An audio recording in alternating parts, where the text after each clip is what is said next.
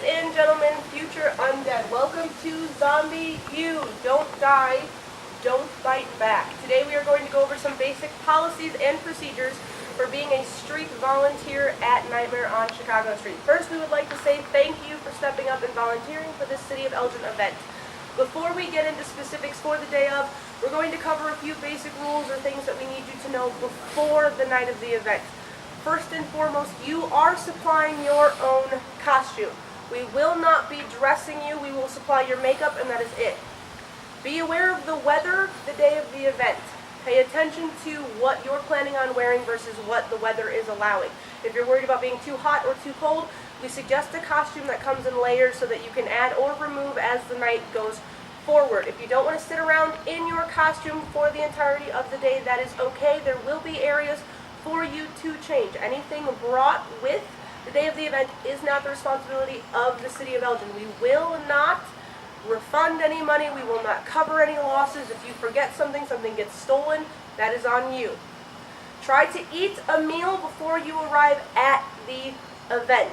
Food is not guaranteed. Bring snacks, bring water. Additionally, showing up the day of the event. No drugs, no alcohol. It is an alcohol-friendly event. There will be vendors selling alcohol. Our 21 and over volunteers are not to participate while they are working as part of the street team. Getting into the event as part of a volunteer is allowed. Some people will be working second shift. You are also not to participate in alcohol before starting your second shift volunteer time.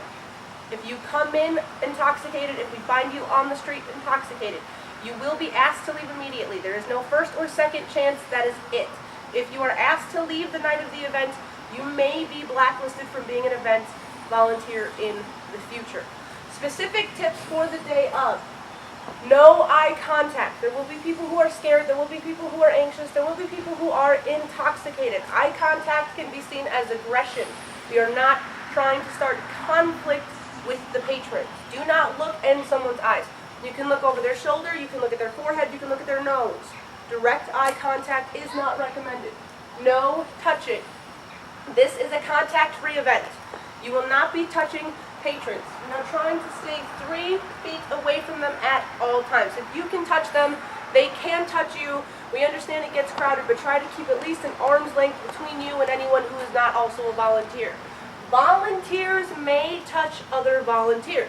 We will have zombies, we will have zombie hunters, we will have a list of other characters who will be interacting with each other throughout the night. Be aware that another volunteer may at some point come into contact with you.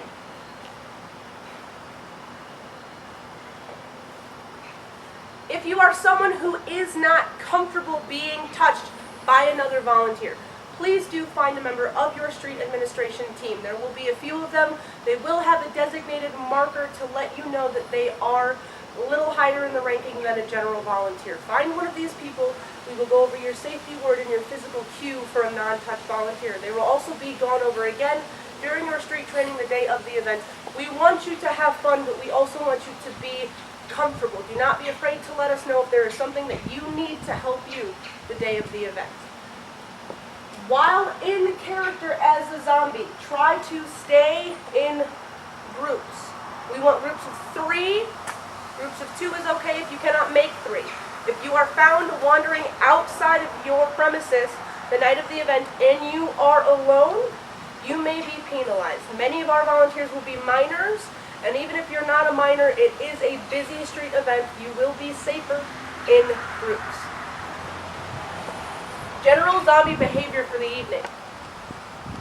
There are certain things that most zombies do. Whatever mythology you're reading, whatever type of horror movie you're watching, zombies just do some stuff. Right now we're going to go over basic things that we want you to have down before you show up at the event. These things will make it easier for you to decide your specific style of zombie the night of the event. Zombies will sniff. Zombies are hungry. They're looking for brains. Zombies do not talk, but they do make noises. A zombie will grumble, a zombie will growl, a zombie will be raspy. If you're a volunteer who is interested in audible cues, please remember that it can be very difficult on your throat. Bring a lozenge, bring a water bottle. Zombies will lurch. There's a very particular way of moving when you are undead. You do not have control over your entire body. There are certain types of zombies who will do what we call a quick body change. These changes can be designated from being at a complete rest and having a sudden and unexplained motion or twitch. There are also certain types of zombies that will begin a slow, steady walk and seemingly for no reason will break into a frenzied run.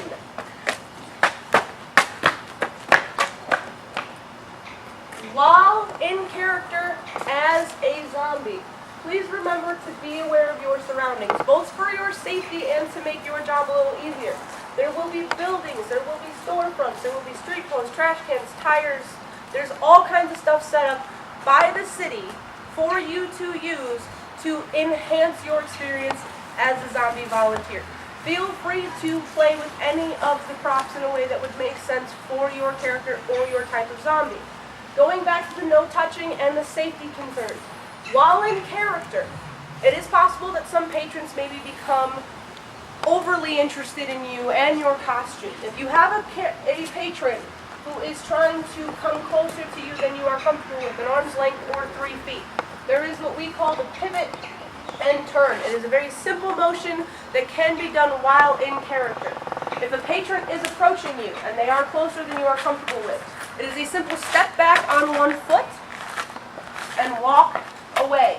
If the patron is coming at you and is not paying attention to your physical cue to get away, there is something that we will call the arm signal that can be done staying in character.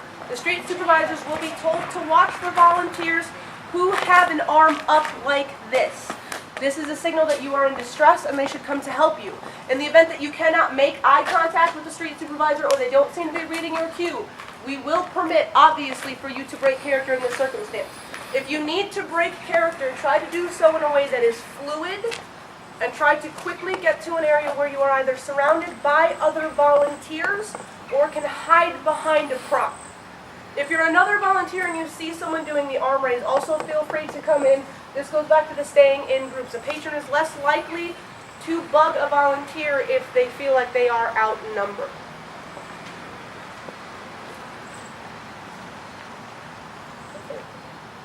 Thank you for watching the video. Thank you for agreeing to be a volunteer at this year's Nightmare on Chicago Street.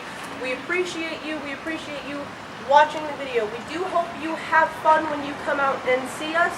Please remember that it is a job as much as it is a fun time, and we will see you in October.